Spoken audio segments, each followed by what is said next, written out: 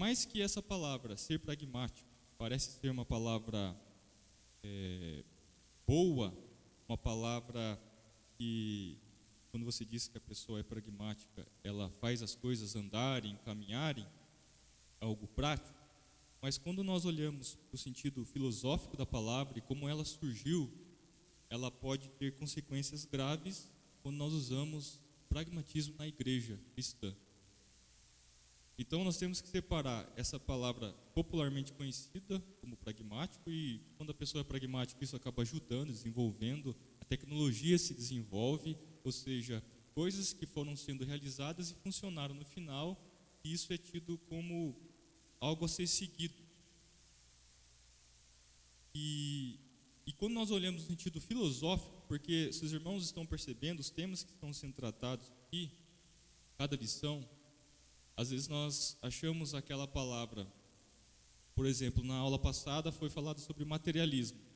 E materialista é aquela pessoa que, às vezes, quando nós olhamos o sentido popular da palavra, é aquele que é muito ligado a coisas materiais, dinheiro, bens. Só que nós percebemos que quando nós falamos materialismo no sentido filosófico da palavra, ela tem um outro significado, e ela é bastante prejudicial em outro sentido. E o tema de hoje não é muito diferente disso. Então, o que é o pragmatismo na filosofia? Isso surgiu no século XIX entre os americanos, em que essa palavra pragmatismo vem lá do grego pragma, que significa negócio, ato, evento, ou seja, uma ação. E o pragmatismo foi uma resposta ao idealismo da época, que é uma outra palavra, um outro movimento, em que o idealismo ele não conseguia concretizar as coisas, ficava no campo das ideias, daquilo que é ideal. Então o idealista, ele pensa aquilo que é às vezes fantasioso, que não vai acontecer, mas ele é um otimista. Tudo está dando errado, aquilo que ele está insistindo não vai dar certo, mas ele acaba sendo otimista, ele é um idealista, ele imagina as coisas funcionando na cabeça dele, mas isso não vai funcionar na prática. E o pragmatismo foi um movimento contrário ao idealismo. E isso surgiu então entre os americanos. E a ideia, então, do pragmático, esse sentido teórico do conhecimento, pragmatismo, tem esse significado. Você, resumindo, em outras palavras, a maneira que nós conhecemos, se funciona, aquilo é verdadeiro. Se funciona, então isso é o certo. E nós vamos ver isso na palavra de Deus, essa manhã no estudo, um exemplo considerável de pragmatismo na palavra de Deus. Então, convido os irmãos a abrir lá no segundo livro dos Reis, capítulo 16.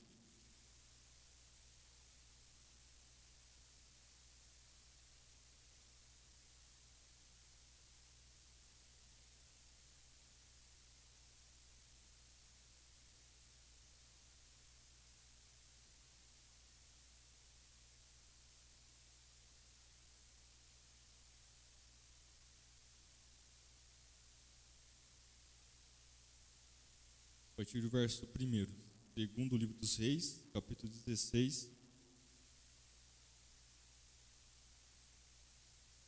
É um texto um pouco longo, peço que os irmãos, cada um possa ler um versículo. Eu vou ler o primeiro, os irmãos vão lendo até analisar esse capítulo, são 20 versículos. Diz assim a palavra do Senhor: No 17º ano de Peca, filho de Remalias, começou a reinar Acás, filho de Jotão, rei de Judá.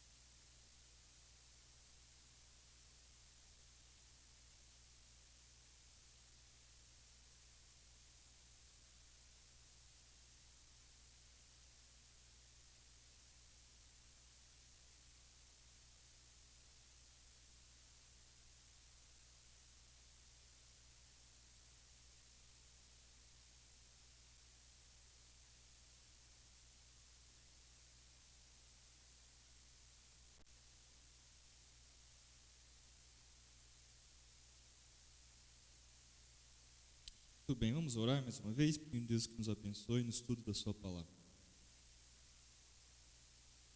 Pai Celestial, rendemos graças a Ti por esta manhã, por nos trazer até este local, reunido com sua igreja, para aprendermos a respeito da sua palavra, não só aprender, mas também ser transformados quando nós lemos e meditamos na Sagrada Escritura. Nós queremos rogar ao Senhor que, através do seu Santo Espírito, venha iluminar o seu povo aqui reunido e também converter os corações ainda não convertidos, e que o Senhor nos ajude a confiar na verdade, que é a sua palavra, que nos guia, que é a nossa única regra de fé e prática. Nós rogamos a Ti em nome de Jesus Cristo. Amém. Como nós estávamos falando aqui no início, então o pragmatismo é uma corrente filosófica que entende que as ideias ou um conceito, seja ele uma frase, texto, palavra, discurso, são instrumentos de ação. Caso contrário, perdem seu sentido, ou seja, as ideias só são úteis quando produzem efeitos práticos. O texto que nós acabamos de ler aqui fala sobre o rei Acaz. O rei Acaz pode ser considerado um exemplo bem visível em relação ao que é uma pessoa pragmática, no sentido esse que eu acabei de dizer aqui sobre o pragmatismo. Nós devemos retomar aqui e relembrar como foi dividido o reino de Israel. Às vezes nós vemos as palavras Judá, Israel, e não sabemos direito por que aconteceu aquilo. Nós estudamos já com o pastor, temos estudado a história dos reis de Israel e a divisão do reino. Depois da morte de Salomão, por meio de seu filho Roboão, o reino de Israel foi dividido em duas partes. A parte de cima ficando as 10 tribos, cuja capital era Jerusalém, chamado Reino do Norte, e a parte de baixo de Israel ficou com o restante das tribos, chamado Reino do Sul. Reino do Norte, governado por Jeroboão, Reino do Sul, governado por Roboão. Nós devemos lembrar que havia uma profecia a respeito da destruição que ocorreria em ambos os reinos, do norte e do sul, devido à idolatria do seu povo, devido à idolatria dos reis de Israel e reis de Judá. Nós lembramos que o reino do norte foi invadido pelos assírios, o reino do sul invadido pelos babilônios. 722 a.C., o reino do norte foi invadido pelos assírios. Depois, 586 a.C., os babilônios invadiram o reino do sul. Nós conhecemos com Nabucodonosor, que levou cativo o povo de Judá, então, a Babilônia. E agora, Acaz, ele faz parte do reino do sul. Ele está governando o reino do sul.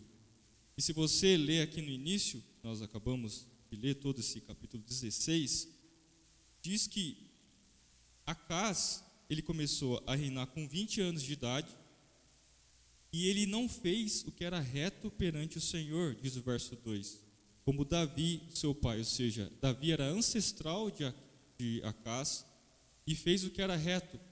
Nós não devemos lembrar que Davi, ele pecou sim diante de Deus, e alguns pecados que aos nossos olhos são terríveis, mas ele se arrependeu e ele era o homem segundo a vontade de Deus, segundo o coração de Deus, como diz a sua palavra.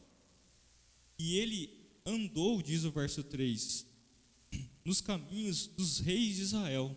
Ele fazia parte do reino do sul, reino de Judá, e ele andou nos mesmos caminhos que os reis de Israel andaram.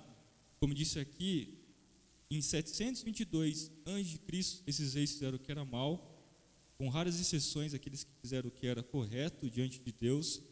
E quando diz que ele andou nos mesmos caminhos dos reis de Israel, ou seja, ele andou nos caminhos da idolatria, do erro, ele se afastou dos caminhos de Deus, e ele fez abominações, diz aqui, dos gentios, ou seja, do povo que não era judeu, do povo que não era israelita. E ele até, diz o verso 3, queimou a seu filho como sacrifício. Ou seja, os outros povos, na adoração dos seus deuses, faziam coisas terríveis, e uma delas era queimar os seus filhos, ou seja, sacrificar os seus próprios filhos aos seus deuses.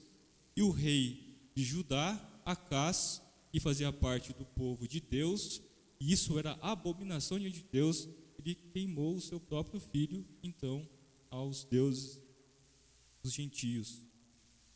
E diz aqui o verso 4, que Acaz também sacrificou e queimou incenso nos altos e nos outeiros, ou seja, nas montanhas, nos montes, como também debaixo de toda árvore frondosa. Quando você começa a ler a história de Acaz, você começa a ver os absurdos que ele fez quando ele andou nos caminhos dos reis de Israel, reis que eram do povo de Deus, que andaram nos caminhos daqueles gentios, ou seja, que não faziam parte do povo de Deus e cometiam atrocidades, coisas terríveis. E Acaz andou nesses caminhos. Você começa a ver esses absurdos, você percebe que o coração de Acaz, ele estava angustiado, ansioso, amedrontado, perdido totalmente, porque ele andava de árvore em árvore e sacrificava também, diz aqui o verso 4. Ele estava totalmente à parte das coisas de Deus. Ele não estava mais vivendo e se guiando pela lei de Deus. E diz aqui, a partir do verso 5, que quando o rei da Síria estava para subir, ou seja, estava para invadir o seu território, ao invés de reclamar ajuda a Deus e aos profetas do seu tempo, ele clama ajuda para os assírios. A partir do verso 5, nós vamos ler isso até o verso 9.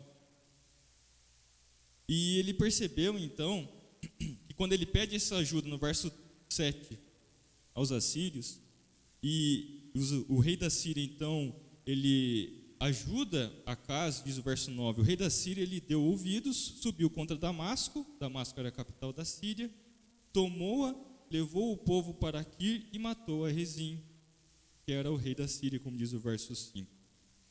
Então Acaz, quando ele olha que os assírios derrotaram os sírios, sendo eles não judeus, não israelitas, que não faziam parte do povo de Deus, ele olha para aquilo que funcionava então.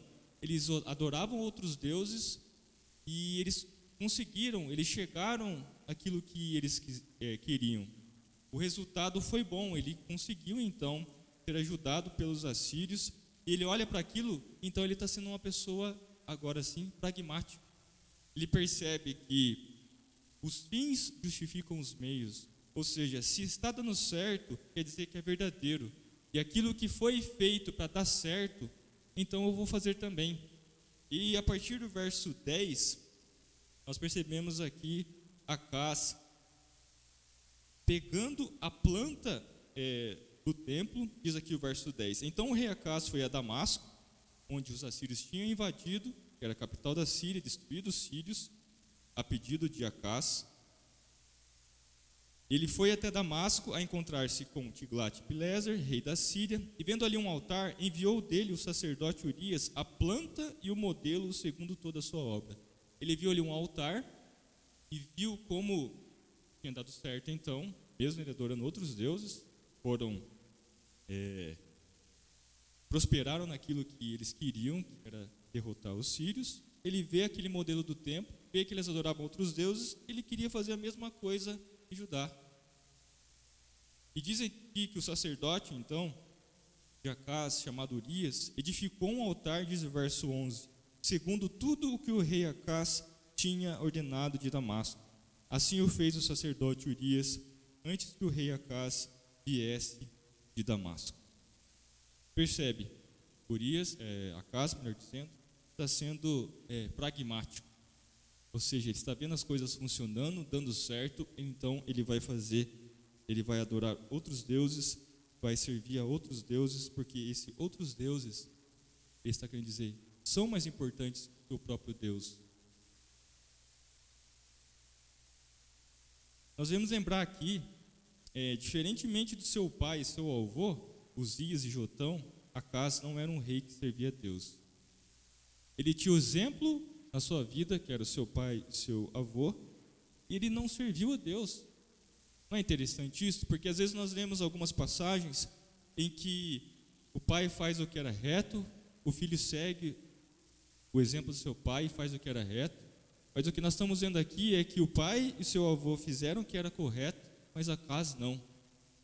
O seu coração estava angustiado, amedrontado, ansioso, e ele não serviu a Deus. Diz aqui, dele é dito que não fez o que era reto perante o Senhor, seu Deus, como Davi, seu pai. Temos aqui no início, 2 Reis, capítulo 16. Então, se Acás é um exemplo de alguma coisa, se nós lemos aqui na palavra de Deus, ele é um exemplo que nós não devemos seguir, mesmo sendo um rei do povo de Deus, já que ele era rei de Judá. Por isso é tão emblemático que, dentre todas as atrocidades que cometeu ao longo da vida, e nós vemos isso também em 2 Crônicas, capítulo 28, a partir do verso 22, lá o cronista ele destaca a característica pragmática de Acás. Se olhar aí nos textos que nós lemos, essa mesma passagem tem também em 2 Crônicas, capítulo 28, que você depois pode ler na sua casa para complementar essa leitura. Você vê alguns detalhes ali também, como Acás agiu e de que maneira ele viveu no seu tempo. E nessa ocasião, então, que nós acabamos de ler, que o rei Acás, ele pede ajuda aos assírios, e ele vê êxito naquilo que os assírios fizeram, e para se livrar deles, então, Acás, ele quer agir da mesma forma como os assírios estavam vivendo. As coisas estavam funcionando, aparentemente aquilo era uma verdade, então eu vou agir dessa forma para alcançar esse êxito, assim como eles tiveram êxito contra os sírios. E nós vemos aqui então que ele pega um modelo, a planta daquele altar, e vai construir algo semelhante também lá em sua terra. E a partir daqui nós vemos então que ele ordena que esses altares são construídos, e no início do capítulo diz que Acás, além de construir esses templos, ele, assim como os outros povos faziam, de árvore em árvore estava adorando outros deuses, sacrificando. Veja, um coração angustiado, amedrontado, ansioso, que não sabia como recorrer. Mesmo sabendo, tendo conhecimento sobre Yahvé, o único Deus, o Deus Todo-Poderoso, ele tinha todo o conhecimento em relação àquilo que Deus havia feito no passado, os livramentos, e mesmo assim ele seguia outros caminhos, outros métodos, para que ele alcançasse êxito. Então, o primeiro ponto aqui, nós definimos o que é o pragmatismo, ou seja, se está dando certo, se funciona, então isso é uma verdade, é o correto, é a maneira que eu devo seguir e agir. O segundo ponto, nós devemos fazer uma avaliação então desse pragmatismo, do pragma, aquilo que é uma ação, um evento que funciona. Apesar então desse movimento ser no século XIX, nós percebemos que essa ideia, essa teoria, ela está nos corações daqueles que não confiam na fé no único Deus. Se eu consigo ver que as outras pessoas que não têm essa mesma fé estão tendo êxito, estão alcançando e de alguma forma não estão sendo punidas, por mais que façam coisas ilegais, imorais, e mesmo assim está dando certo, então por que eu não vou fazer? Então nós não podemos concluir de forma precipitada. E o pragmatismo, como escola do pensamento, na verdade, ela abriu portas para o desenvolvimento, tecnologia, como eu disse aqui. Mas nós não podemos nos esquecer que quando o pragmatismo ele entra na igreja ou entra no nosso coração, isso pode fazer uma destruição imensa. Porque não é da noite para o dia que as coisas, nós mudamos nossa forma de pensar. Não é algumas gotas de água pingando no copo e nós vamos mudar, mas são milhões e milhares, são muitos anos que nós vamos construindo a nossa forma de pensar quando nós esquecemos da forma correta, bíblica, que é a verdade, que é a palavra de Deus. Então não foi da noite para o dia que Acás, ele passou a viver de outra forma, diferente dos seus pais ou do seu avô, mas ele começou a governar aos 20 anos. E a partir dali, então, ele começou a colocar no seu coração essa forma pragmática de ver as coisas. Então, o grande problema no pragmatismo não está nos resultados necessariamente, mas em estabelecê-los como o critério da verdade. E por causa do pecado, a busca por melhores resultados pode passar por cima do que é certo. Um famoso teólogo chamado Francis Schaeffer, ele alerta sobre esses perigos da aceitação acrítica do pragmatismo. Quando o critério mais amplamente aceito é o da conveniência, tal como foi com Acaz, deseja-se manter a paz pessoal e prosperidade no momento a qualquer preço. Ou seja, se você está necessitando de paz, se você está necessitando de prosperidade, de êxito, então eu posso alcançar essa paz, essa aparente paz, ou esse aparente êxito, prosperidade. Eu posso fazer coisas que não necessariamente eu encontro na Bíblia, até mesmo coisas ilegais, imorais, já que eu posso ter êxito. E esse é um grande problema do pragmatismo. E quando o pragmatismo ele governa a nossa vida, e você, como eu disse aqui, não é da noite para o dia, são meses, anos, para que você comece a viver assim, quando ele passa a governar a sua vida, o nosso pensamento, e o valor intrínseco de algo ou alguém, de uma ideia ou conceito, ele é substituído então pela eficácia. Ou seja, o valor passa a ser determinado por aquilo que funciona. Isso você começa a ver na sua vida. Você começa a ver na sua família, você começa a ver no seu trabalho e até mesmo na igreja. E como qualquer coisa pode funcionar, esse pluralismo, uma coisa tão verdade na nossa época, esse pluralismo de ideias que o pragmatismo enseja, ele é inevitável, ele é caótico, ele destrói. Então você acaba chegando à conclusão, por mais que o pragmatismo não é uma busca pela verdade em si, como eu disse aqui, ele está buscando o que é certo e o que é correto, mesmo que isso não seja uma verdade, não é mais um tipo de verdade. Mas isso acaba afetando a verdade absoluta, a verdade eterna. Isso acaba sendo flexível no nosso coração, na nossa mente. A verdade, ela pode sim, ela mudar em alguns momentos.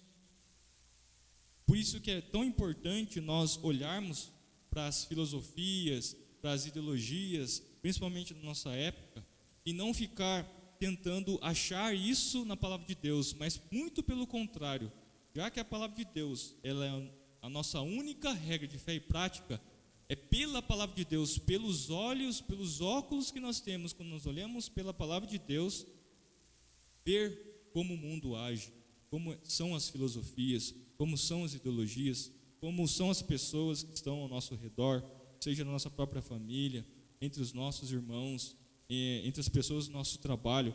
Quem guia a nossa vida é a palavra de Deus, ela é a verdade.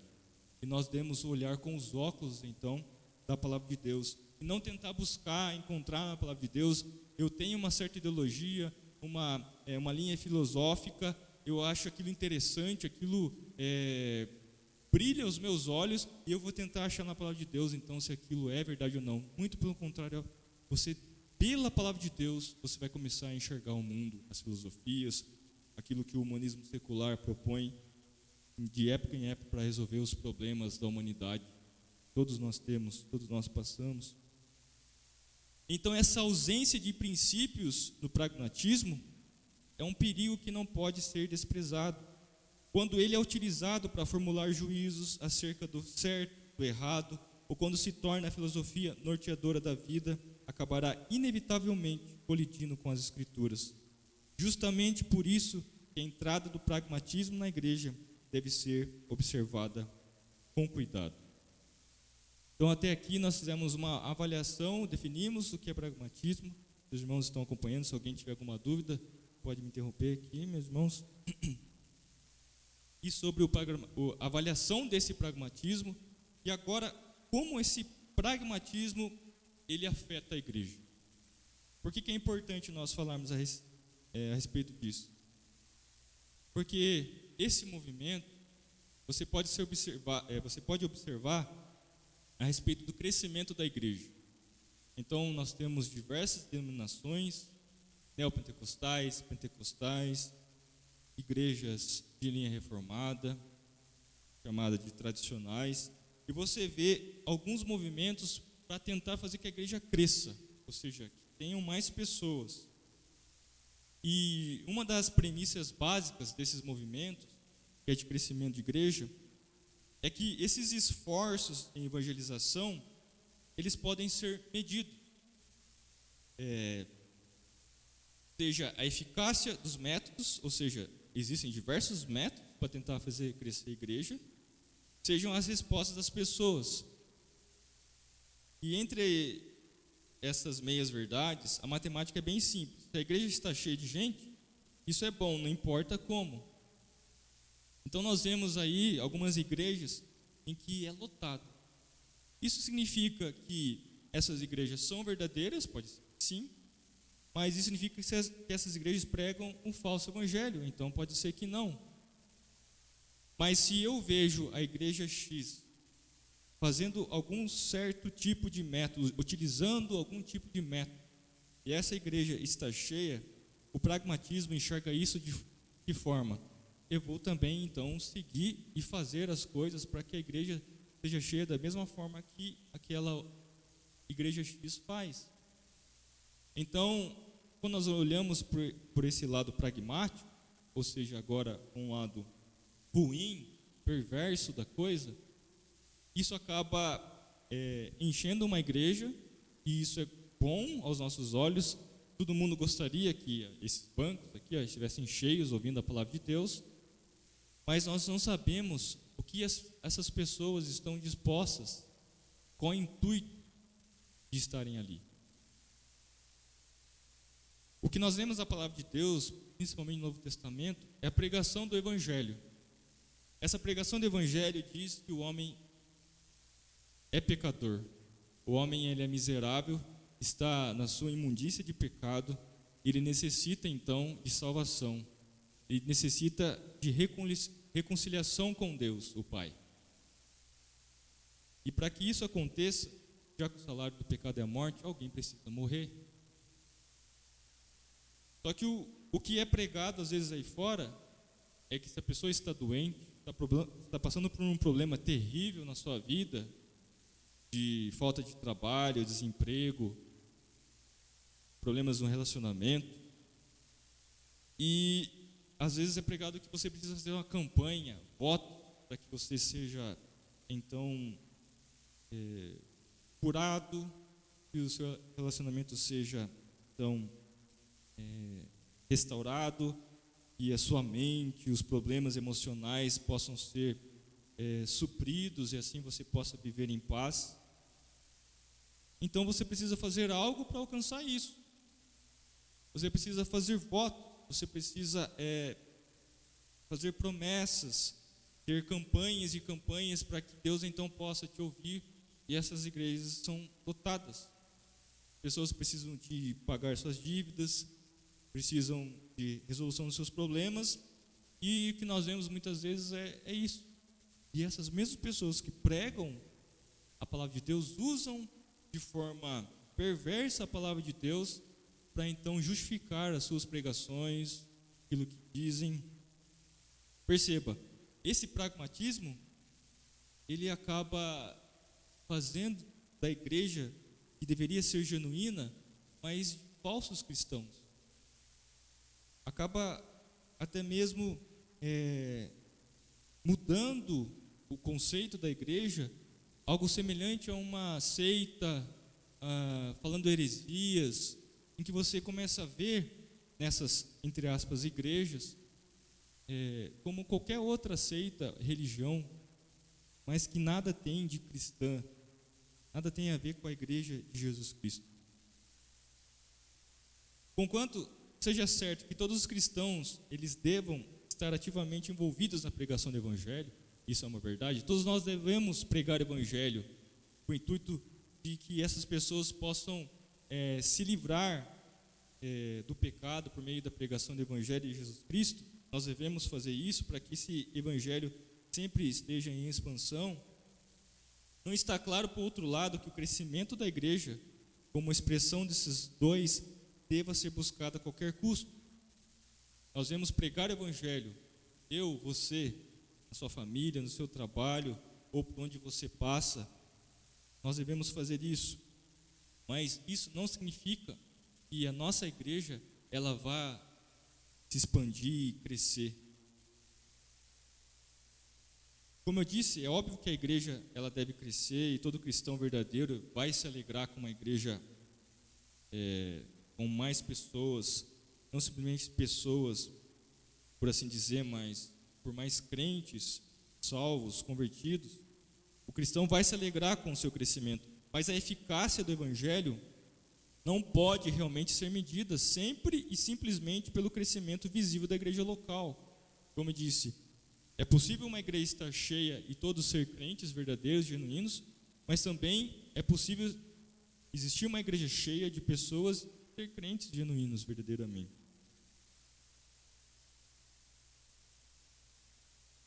Algumas coisas que nós devemos também chegar à conclusão, olhando para a vida de Acaz, o rei de Judá. Quando você olha para Acaz, rei de Judá, você vê que ele fez o que era mal perante Deus, você vê o coração totalmente angustiado. Imagina, ele ficava de árvore em árvore, procurando uma árvore bonita, frondosa para sacrificar. Subia nos montes, nas montanhas, pegou a planta lá do rei lá da Síria para fazer para ele mesmo. Ou seja, ele está ansioso, está desesperado para a resolução do seu problema, porque a sua terra vai ser invadida, o seu coração está ansioso, amedrontado, com medo, então ele está buscando métodos em que ele encontre solução para o seu problema.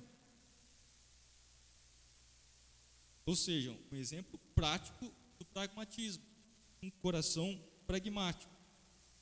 Mas quando você olha, como eu disse aqui, você vai encontrar a história dele aqui em 2 Reis, você vai encontrar também em Isaías. Eu convido os irmãos então a abrir lá o profeta Isaías, capítulo 7.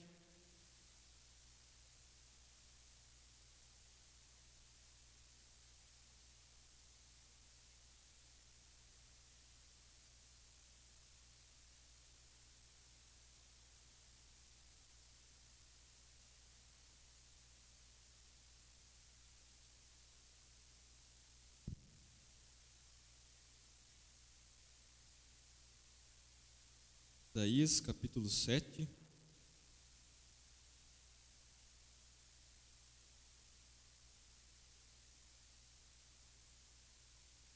A partir aqui do verso 10, diz assim: E continuou o Senhor a falar com Acaz, dizendo: Pede ao Senhor teu sinal, um sinal, quer seja embaixo nas profundezas ou em cima nas alturas.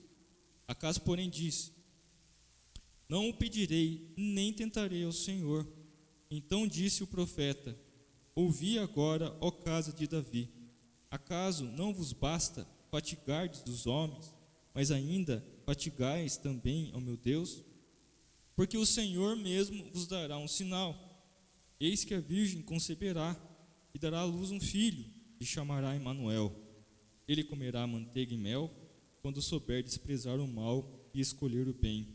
Na verdade, antes que esse menino saiba desprezar o mal e escolher o bem, terá desamparado a terra, ante cujos dos 2 reis tu tremes de medo. Aqui nós vemos no capítulo 6 o chamado do profeta Isaías. Então, quem foi até Acaz foi o profeta Isaías para alertá-lo, para trazer Acaz para a realidade do povo de Deus, cujo Deus é o Yahvé, o Deus Todo-Poderoso, que sempre livrou Israel quando ele seguia e obedecia a Deus, temiam a Deus. E então Deus chama Isaías para levar essa mensagem. No capítulo 6 tem o chamado de Isaías, e no capítulo 7 nós vamos ficar sabendo então sobre essas profecias de Israel e a Síria, reino do norte. E depois, agora, Isaías está conversando com Acás, que é rei de Judá. E Acás, é interessante que ele é um pouco hipócrita. Porque quando Isaías chega até ele e fala, pede a Deus um sinal. Percebe, por isso que é importante nós lermos as partes da Bíblia em que Acás é o protagonista, entre aspas, ali, em que a história é de Acás. Porque Acás ele estava convicto daquilo que ele ia fazer. Ele já viu que os assírios tinham o ajudado a vencer os sírios, em que ele chega em Damasco e vê então que os assírios venceram os sírios porque os seus deuses ajudaram. Então ele promove a idolatria no meio do seu povo e começa a adorar outros deuses também, os mesmos deuses. Inclusive, como nós lemos aqui, ele até sacrificou o seu próprio filho, ou seja, matou o seu filho em sacrifício a outros deuses. Sendo, entre aspas, se fosse no dia de hoje, um cristão. Lógico que Cristo ainda não havia ainda nascido, mas se fosse nos nossos dias, é como se um cristão passou a seguir o seu coração pragmático, ver em outras pessoas que estão fazendo coisas que não agradam a Deus e mesmo assim estão tendo êxito, então logo eu vou fazer da mesma forma. Então ele adorava ao Deus, Yahvé, e a outros deuses, a ponto de viver apenas no conhecimento que existe um Deus, Yahvé, que fez coisas maravilhosas no passado, mas abandonou esse Deus e passou agora sim, os dois pés, o corpo todo afundado na idolatria, ou seja, seguindo a outros deuses, seu próprio coração pecaminoso. E aqui Isaías chega até Acás e pede a ele então que Acás peça um sinal a Deus. E ele diz aqui no verso 12, Acás porém disse, não pedirei nem tentarei ao Senhor. A conclusão que nós podemos chegar aqui, possivelmente, é que Acás estava convicto daquilo que ele ia fazer, ou seja, ele ia pedir ajuda a outros deuses, e ele não queria a ajuda de Deus, ele não quis um sinal. Ele diz aqui, eu vou tentar o Senhor. Olha que hipocrisia de Acás. Jamais. Ele tinha certeza que o caminho de chamar e clamar a Deus, pedir um sinal a Deus, não ia resolver o seu problema. O seu coração estava afundado na idolatria. O seu coração estava cego. A sua alma estava angustiada. A sua alma estava amedrontada. Estava ansiosa para a resolução dos seus problemas. E ele viu com seus próprios olhos o que dá certo, aquilo que os assírios fizeram, aquilo que os idólatras, aquelas pessoas fizeram e deu certo. Com Deus não vai dar certo. E você começa a olhar esses absurdos aqui e você percebe, como eu disse aqui, não são poucas gotas d'água. Não é da noite para o dia que você se transforma numa pessoa assim, pragmática, idólatra, amedrontada, ansiosa, mas são um período longo tempo. É por isso que nós temos que estar vigiando e orando, como diz a palavra de Deus, todo o momento. Orai sem cessar. Meditar na palavra de Deus dia e noite. Às vezes nós achamos que nós não vamos ser pessoas como foi Acás, ou como foi os maus reis de Israel e de Judá. É que nós não temos a visão do todo. É aos poucos que nós vamos nos afastando de Deus, e a idolatria, aquilo que brilha aos nossos olhos quando nós olhamos a ilusão do mundo, e aquilo aos poucos vai tomando o nosso coração, a nossa mente, na nossa casa, no nosso trabalho, até mesmo na própria igreja. Nós não enxergamos isso, porque não é da noite para o dia. E Acás aqui então, de uma atitude bastante hipócrita, diz, eu não vou pedir a Deus, nem vou tentar o Senhor. Obviamente o texto não diz, mas todo o histórico da sua vida nos leva a concluir que ele não queria essa ajuda. Ele não via solução no Deus, o Yahvé Todo-Poderoso, para os seus problemas, ou para um grande problema que realmente era terrível, ser invadido por um outro exército inimigo, ser morto, ser torturado. O interessante da vida do rei Acás, antes e depois dele, você percebe que antes dele o seu pai e o seu avô fez o que era reto, fizeram o que era reto perante Deus, e o seu filho, adivinha, ele fez o que era mal ou o que era reto depois de Acás, o rei Ezequias? Ele fez o que era reto. Ele não seguiu os mesmos caminhos do seu pai. Ele não seguiu as mesmas ideias, teorias, o pragmatismo do coração amedrontado, angustiado, ansioso do rei Acás. Mas ele fez o que era reto. Ele confiou no Iavé. E você percebe logo mais à frente, na história de Ezequias, Deus livrou o seu povo da mão dos assírios. Nós devemos chegar à conclusão, meus irmãos, que apesar dos nossos pais, olhando para a vida do rei Ezequias após Acás, não terem um exemplo de cristão, às vezes, isso significa que nós não vamos ser cristãos verdadeiros. Porque o que acontece, o que faz mudar e transformar, não é o pragmatismo. Não é que você viu o seu pai, o seu avô fazendo as coisas, não seguindo a palavra de Deus e dando certo, mas é você olhar para a palavra de Deus, o Evangelho é quem transforma. É por isso que nós somos cristãos, por isso que nós fazemos parte da igreja de Cristo, porque nós não olhamos as coisas sendo construídas e no final dando certo, e eu vou seguir aquilo.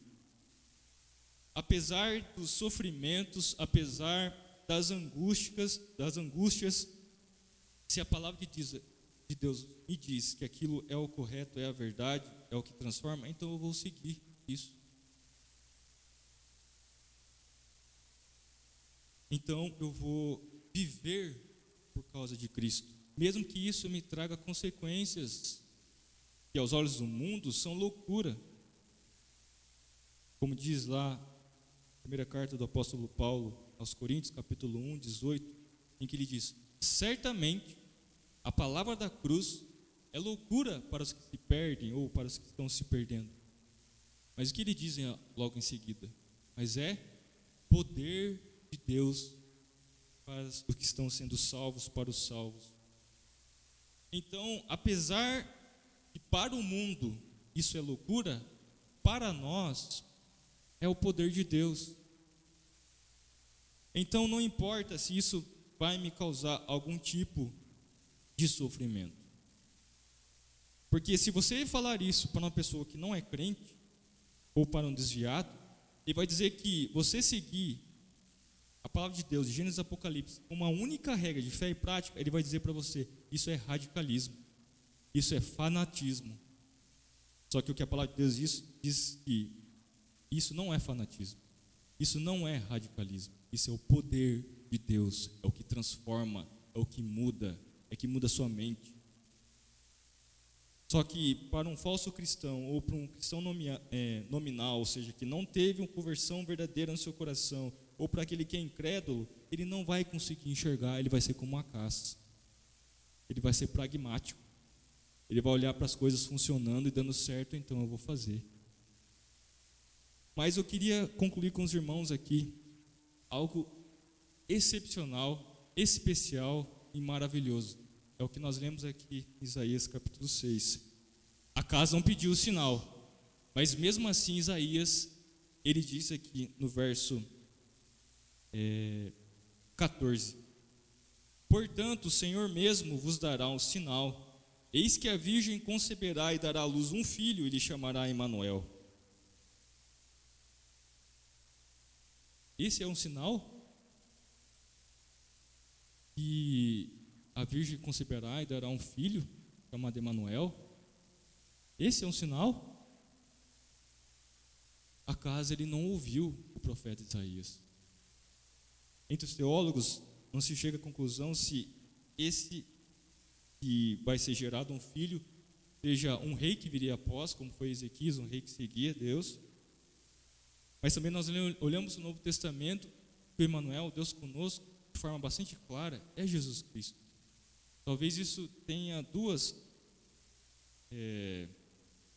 aplicações, conclusões, que uma aplicação mais próxima de um rei que segue a Deus e é segundo o coração de Deus, mas em última e a mais importante de todas é a respeito de Jesus Cristo. Veja, Acas foi o primeiro a ouvir uma promessa a respeito de Jesus Cristo, mas ele não quis ouvir o profeta Isaías. A solução para a vida de Acas, há 8 séculos antes em que Acas viveu, em que Jesus nasceu, não foi o suficiente para abrir os seus olhos e buscar a Deus e não outros deuses, os deuses assírios, os falsos deuses. Ele não conseguiu enxergar que em Cristo estava a sua solução, apesar não viver todos esses 8 séculos até Jesus Cristo vir, então, e nascer da Virgem Maria. Acas, ele não chegou a essa conclusão que Jesus Cristo era suficiente para a sua vida. E com a conclusão que nós chegamos, meus irmãos, assim como o pastor José Marbessa chega, é que Acas, ele não viveu em paz. Acas, ele não morreu em paz. E Acas não está em paz por toda a eternidade. E eu encerro aqui dizendo, meus irmãos, que às vezes nós somos como um Acas, mas ainda há solução para todos nós em Cristo Jesus. Se Acas não morreu em paz e não está em paz por toda a eternidade, Isaías, que levou a mensagem até Acas, ele viveu em paz, ele morreu em paz e está em paz por toda a eternidade. Que Deus abençoe, meus irmãos. Eu encerro aqui. Alguma pergunta? Alguma colocação? Passa a palavra então ao Jefferson, e encerrará a Escola Bíblica Dominical.